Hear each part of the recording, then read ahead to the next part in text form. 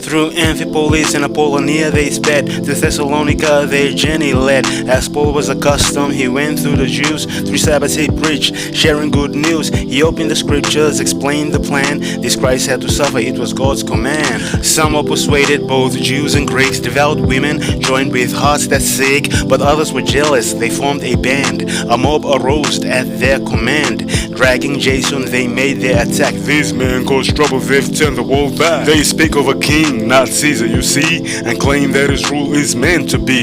The city was stirred, the crowd grew loud. The rulers were troubled by the angry crowd. Jason was fined before they'd release him. Then the mob dispersed and the city found peace. The brothers sent Paul and Silas away to Berea by night without delay. In Berea the Jews were noble and wise. They received the word which opened their eyes. Many believed, both Greeks and Jews, honored women and men of high views. But from Thessalonica agitators came to stir up trouble and tarnish Paul's name. The brothers sent Paul to the seas and praise, while Silas and Timothy stayed in place.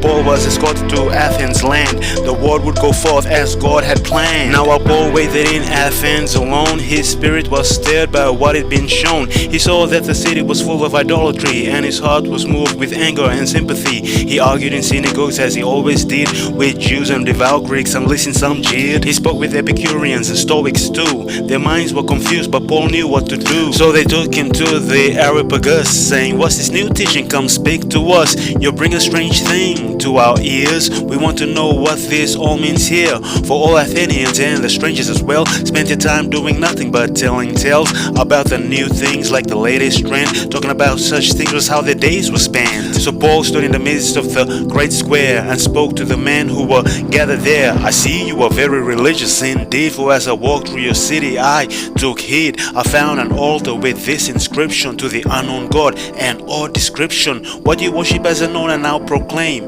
the God who made the world and all that came. He is the Lord of heaven and earth's expanse. He does not dwell in shrines made by human hands, nor is he served by human will. He gives life to all, and all he does fulfill. From one man he made all nations and tribes, that they should seek him. His grace describes. He is not far from us. In him we live, in him we move and have our being. As your own voice have said, we are his kin, for we are his offspring. We share in him. So if we are God's offspring, we should not think that the divine is made of gold, silver, bronze, or such things, an image formed by art or man's design. That is not the God we serve or define. The times of ignorance God overlooked, but now he commands all men to stop being crooks. But repentance and faith, for the day has come when he'll judge the world through the righteous one. He has given proof to all, yes, you see, by raising Jesus from the dead.